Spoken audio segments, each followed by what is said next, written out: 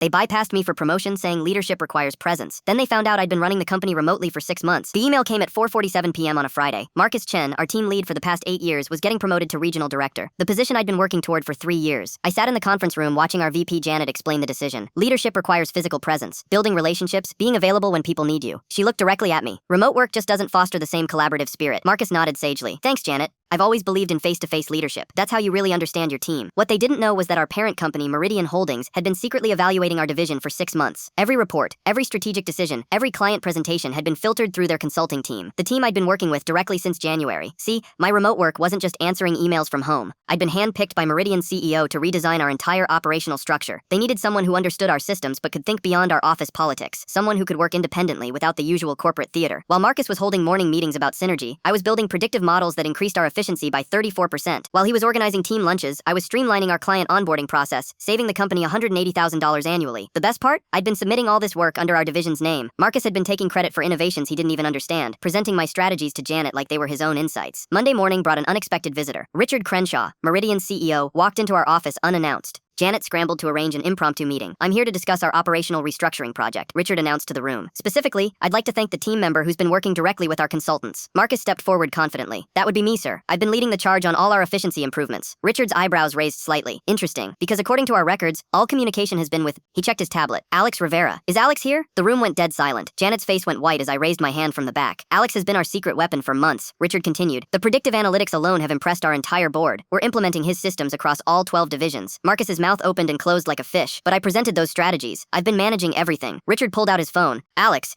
didn't you mention that someone else was taking credit for your work? Something about leadership requiring presence? The room temperature seemed to drop 10 degrees. Janet was staring at me like she'd seen a ghost. Actually, Richard smiled. That's why I'm here. Alex, how would you feel about running all operational strategy for Meridian Holdings? Based in Denver, full autonomy, $180K starting salary. I stood up slowly, looking around at my stunned colleagues. Remote work acceptable? Richard laughed. Alex, you'll be managing teams across 4 time zones. Remote work isn't just acceptable, it's required. As I walked toward Richard, Marcus finally found his voice. Wait, you can't just poach our employee. We need him for the transition. Richard paused at the door. Actually, Marcus, that's something we should discuss. Meridian is considering whether this division still aligns with our operational goals. I turned back one last time. Don't worry about the transition. All my systems are fully documented. Should be easy for someone with strong collaborative leadership to figure out.